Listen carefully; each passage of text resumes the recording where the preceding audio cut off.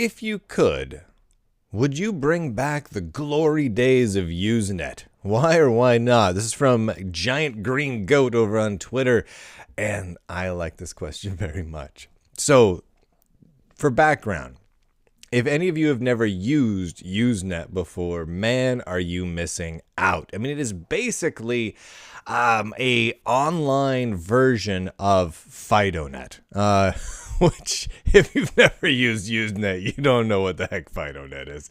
All right, little bit further background. Way in ye yonder times when the internet was just a twinkling in some crazy person's eye. Okay, it wasn't really a twinkling at that point. It already existed, but not quite like we know it. Back up again. BBSs, dial-up BBSs. People used to use modems and analog phone lines to dial up to other people's computer systems known as bulletin board systems or BBSs and would post messages there.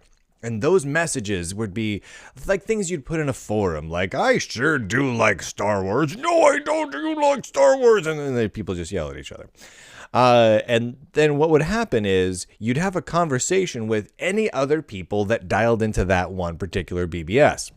Well, eventually people figured out that if you interconnected those BBSs, those dial-up systems, and had those systems dial each other once a day, once a week, 10 times a day, however many, and sync messages up, you could replicate messages across multiple bulletin board systems, which would then allow people to have conversations with a wider number of people.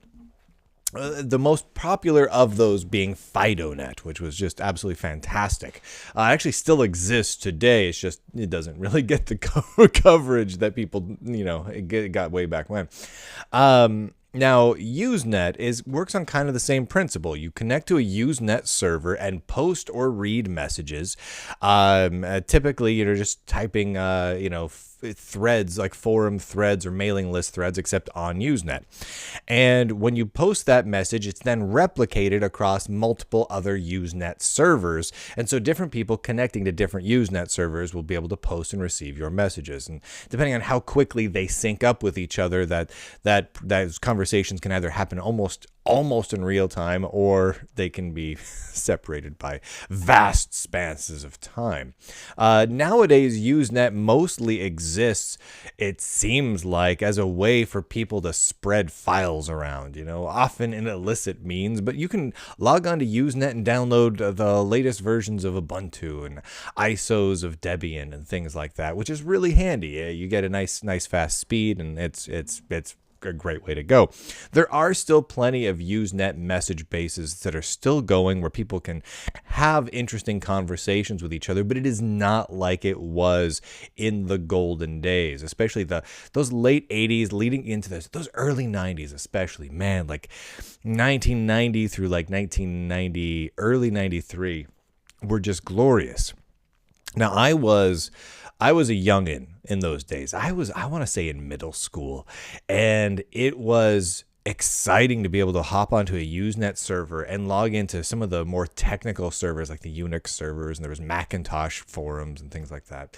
And you could just log in, and whatever you were interested in, you could read about. A lot of it was very computer related, and that was great for people like me.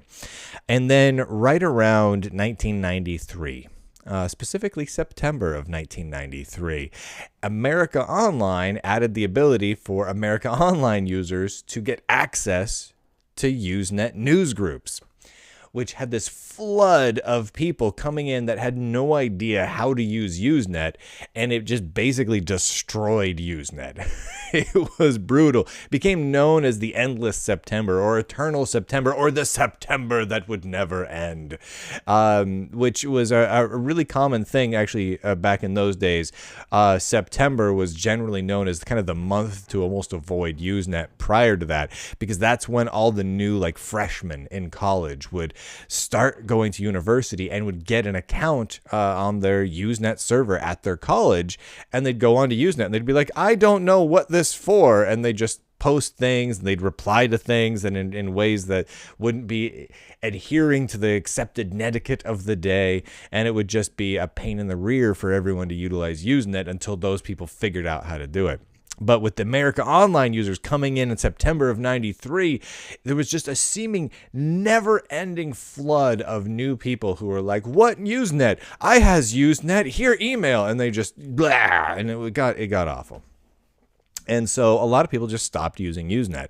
And then as new technologies became more prevalent, as online web-based forums became popular, as email mailing lists kind of grew in popularity, honestly, at past this point, which is almost surprising in a way, Usenet just kind of declined. But would I like to see it come back? Honestly, I would. And here's my thoughts around this. I really like the structure of Usenet. I like the idea.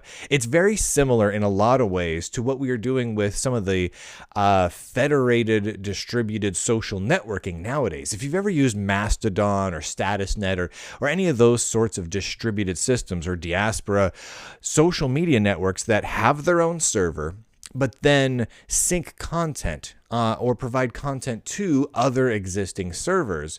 That's sort of, in a way, I know there's differences, but in a way that's similar to how Usenet works, in that you log into your Usenet server, and that's the Usenet server you're using that has the features you want, like the speed you want or the price you want, because a lot of times you have to pay for it nowadays, and or the censorship level you want in one way or the other. And then that it syncs content, news groups between the various servers. And I like that distributed nature of it because it's not just throwing things up into like an online blockchain, right? What it's doing is saying, here's my server and here's your server and here's their server. These three servers are all compatible with each other. And as long as anyone else out there running a server thinks that any given news group, any given subject group, like alt.lunduk.haha funny things, all right? As long as anyone thinks the haha funny things in the alt.lunduk group, I hope that becomes a thing somehow, is still interesting. It gets replicated across the various servers, which means if one server goes down, the content is not lost. And I like that. It maintains lots of backups for things. There's downsides to that approach, big time, especially when you're starting to distribute really large files like ISOs of your favorite Linux distro. You start distributing those sorts of things, and now you have that same 1.2 gig ISO that's distributed on 500 different servers, and that's kind of a waste of resources. But I like the backup, the redundancy of it all. I kind of like it. Would I bring back the glory days of Usenet? Yeah, it wasn't perfect. There was a lot of downsides, but man, there were a lot of upsides too. Some of the conversations that were happening in those early days, even realistically through a lot of the 1990s, were pretty fantastic. Not all. Any of you have used Usenet much, so it got a little funky, but it really had a lot going for it. And I think that there's real value in using Usenet today. I think that the design and structure of it lends itself well to disseminating not just information, but having conversations right nowadays. And I think Usenet is ripe for a resurgence. Personally, I think it's fantastic. Maybe with a couple of tweaks and additions to beef one aspect of it up or another, but man, it's tried and true. It's tested, It's been around the block for about 873 years, and we know it works. It's fairly light on the resources compared to, let's say like Matrix or Mastodon or things like that. Usenet is really, really svelte. It's light on its feet, and in that regard, I really love it. So yeah, you know what, Giant Green Goat? I think Usenet is ready to come back. I think it's a great idea. Part of me kind of wants to have my own Usenet server, but not necessarily mirror like more than like one or two news groups, right? Like create our own Usenet news group, and then allow other servers to mirror off of us and sync up with us, so other people on other servers can join in the fun too. And then maybe just like mirror like a handful of them that are really interesting, like discussions around Linux or Unix or alternative operating systems and the like. But otherwise, just ignore the rest of the crazy out there a lot of times piracy-laden portions of Usenet. Just ignore that entirely and just have our own little Usenet server. That could be a lot of fun, huh? I kind of want to run my own Usenet server and my own Gopher server now, is what it's coming down to. I got a lot of projects ahead of me. I run my own BBS currently, which you can telnet into at bbs.lunduke.com. Port 23, baby.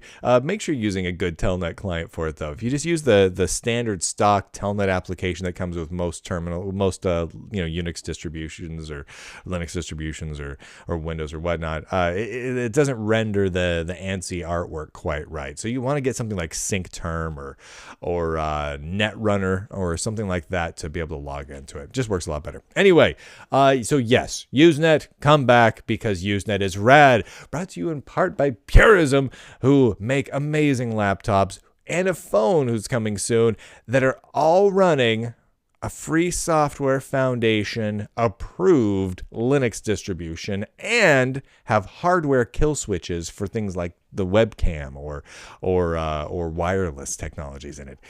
Awesome. Loving the privacy, loving the free software. Super, super rad. Plus, they're really good people. You can go to their website and find out more about the laptops they make at Purism's website, puri.sm. And you can find out more information about this show, what I do, my thingy-madoodles over at lunduke.com. And, I've got an upcoming appearance. I'm going to be at Linux Fest Northwest on April 7th. 27th, 28th, 26th, something in there. It's that Saturday, around that part, that last Saturday in April. I'm going to be doing a bunch of shows up at Linux Fest Northwest. My buddy the Linux Gamer is going to be there. We're going to be having a ton of fun. If you can make it to Bellingham, Washington, which is just south of Vancouver, British Columbia, and about 2 hours north by driving of Seattle, Washington, it is going to be a great time. About 2,000-ish Linux nerds descend on there every year. It's free to attend, which is just awesome. Thanks in part to many of the companies that help sponsor the event. Some of those companies sponsor this show too, so thank you to all of you for that. So if you want to check that out up there. Otherwise, you can click on various things and, rock out and stuff. This is a weird way to end this video, but I'm sticking to it.